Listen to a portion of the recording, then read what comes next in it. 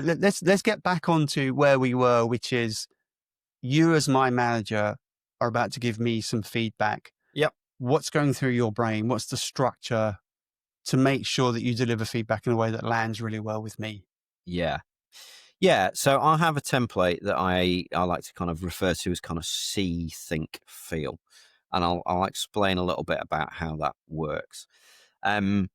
I guess though, one thing to say is it's not necessarily a template for delivery verbatim. So it's not necessarily a script that you would read out, but it's a really helpful structure for thinking about it ahead of time so that you can kind of separate the key parts that you're going to say and make sure you can weave those into a more natural conversation. So I always just like to say that it's not necessarily about writing a script, bringing a book and reading it out.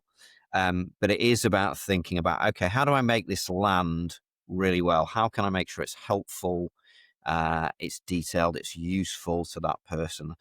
And this template for me kind of helps you kind of do that. Let's go through it. Cool. See, think, feel. Yeah. So let me acknowledge the Better Conversations Foundation, which I think is where I kind of first saw this first kind of this way of kind of thinking about it like that. The name I kind of use as a moniker for it is my own, but the kind of template is something that I first heard on a course by the Better Conversations Foundation. So really what we're doing is we're starting with what you kind of observed. So what was it you saw or heard that you want to share with them? And that's indeed the place to start. So share what I saw or what I heard was, and then be really specific, be detailed. So not just you not being very effective in that meeting. That's not detailed enough. Hone in on what are the actual things you saw or heard were. So we're focused on the facts. We're not focused on the person's character. So that's the Okay, so first part. I guess that would help me as a receiver, because if you sort of say to me broadly, you need to be more effective in meetings, I've got no idea how to do that. But Totally. if you Yeah. Yeah. say you interrupt too much, I know I can stop interrupting and then I'm more effective in the meeting. Yeah. Yeah.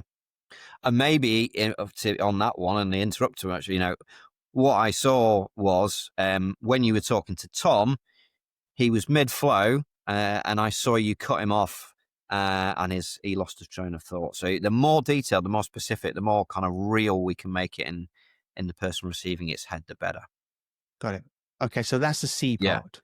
So that's the first bit.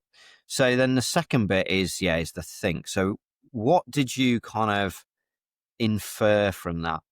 So what are what's the thinking that triggered, but also what are the assumptions that you might be making? And this is your opportunity, I guess, to share what's going on in your head as the feedback giver, but doing it in a way that is open to some interpretation and also humble enough and kind of open enough to say, this is just my view. So what I inferred from that was, when you cut Tom off, you were really keen to speak, and that passion was kind of getting the benefit of, getting on top of you. So I'm assuming you were really keen to kind of get your point across. That's what I was kind of thinking when I saw you do that. Okay. Let me ask a slightly provocative question. Yeah, feel free. At this point, you've told me what you saw. Yep. You saw me interrupting Tom. Yeah. And you've told me what your inference was from that, what you're thinking. Now, if I'm not trained in receiving feedback, I may be sitting here thinking, yeah, but you have no idea. He'd been speaking for 10 minutes and somebody needed to stop him. And secondly, I might think, well, you're welcome to your opinion, mate, but Mm-hmm. actually you're wrong, or I don't Yeah. agree Yeah. with you. So now I'm beginning to close Yeah. down. So, couple of responses to that.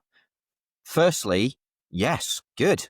So I'm sharing my assumptions. I'm sharing maybe the things that I'd interpreted from that situation, but I'm being open to the fact that other person might have a different view on things. Tom had been talking for 10 minutes. Somebody needed to jump in and cut him off. So yeah, maybe that changes my view of the situation, and then we're into this two-way dialogue. So that for me is a good thing. To your second point, though, that I guess, should I take it on board or not? We're going to come on to, I guess, why I think that's important with the next part, which is for me to kind of share the impact on me. So having shared what I saw or heard, having shared what I'd kind of taken from that, what I'm thinking, the next bit is to share kind of what I felt. So the impact on me was I felt really awkward. I felt really angry, actually, if I'm being totally honest, because Right. Tom was really in a flow on that. And so that kind of anger and that kind of awkwardness really did come up for me. And that's maybe even made me think, slightly less favorably to having you in meetings, if I'm being totally open. So I'm kind of riffing on this situation here, obviously, but I'm sharing now what is real for me, what I'm feeling based on my assumptions. Now that still gives you the chance to come back and say, well, hang on a minute, I was doing it to cut Tom off because he was talking for so long. And maybe that will allow me to then, I'll maybe adapt how I'm thinking. But you now know, if I could get my words out, the impact that it's had on me. And that's what's particularly powerful. And I can't disagree with that, can I? I No, cannot disagree with whether you were feeling angry or frustrated or not. That's a exactly. fact. And that's a really, really important point. So I'm not judging you. I'm not saying you shouldn't have done that, Jeremy. That was not on, and all these kind of judgmenty or sort of evaluation type things. I'm just sharing what's real for me. So how I felt was pretty angry and pretty awkward in that situation. Right. And you're right. You can't really come back on that. That's my reality, and so I can own that. But I can also do that in a kind of honest and kind of transparent way. And then you and me can have a conversation and maybe I can express how I saw things a bit differently, Exactly. but at least we can come up with that common ground and say, am I right in future or how do I interrupt in future? Yes. How do I stop Tom in his flow? I get Exactly. it. So I like that. That's a really, really good template to have in my mind for how to deliver feedback to somebody. So it's what I saw, what I observed, it's what I thought about that situation, and then how I'm feeling. Yes. What next? Yeah. So the final part is to, again, essentially show support and make it helpful to that person.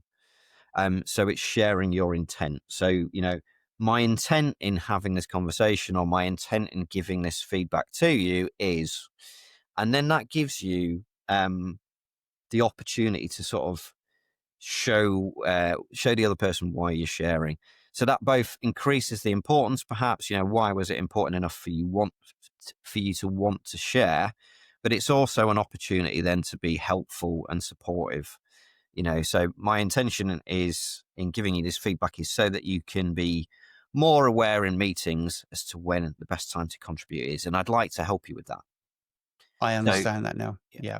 So what I saw, what I thought, um, what I felt, yeah, and then what was my intent. yeah. And Why am then I that sharing? allows, yeah, so then that opens up the floor for you and me to have a dialogue and talk about, I can challenge you maybe, or I can Yeah, agree or whatever, but at least we have some common ground to talk about it. And hopefully I can come out with some tactic.